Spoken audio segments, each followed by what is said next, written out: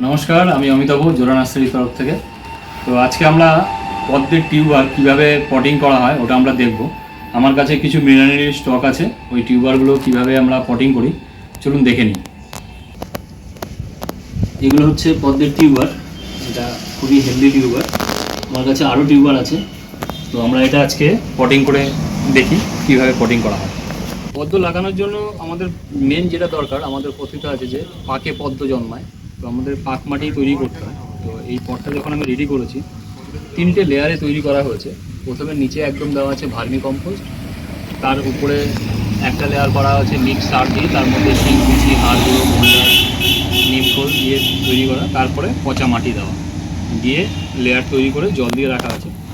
আমরা এই টিউবারটা এর মধ্যে বসিয়ে দেবো। একটা জিনিস খেয়াল করবেন, টিউবার কিন্তু সমস্তভাবে বসানো যায় না। টিউবার তোলার পর যখন দেখবেন এই যে পাতা বেরিয়েছে, আর দেখুন এই যে শিকড়গুলো যখন বেরিয়েছে, তখন আপনি পদ্মটা লাগাতে পারবেন।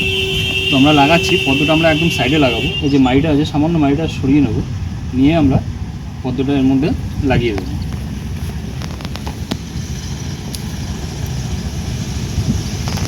এই টিউবারটা বসিয়ে দিলাম, ব্যাস, আর কোনো কাজ নেই। খাবার এর মধ্যে দেওয়া আছে, এই পাতাটা ইয়ে আছে, এটা উঠে বেরিয়ে থাকবে, এই আমরা এটা লাগিয়ে দেবো।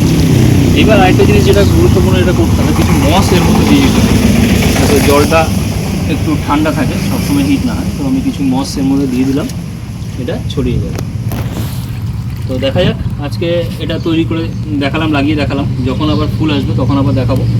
আর কারো কিছু বিষয় জানতে হলে অবশ্যই জোড়া নার্সারির সঙ্গে যোগাযোগ করুন। ধন্যবাদ।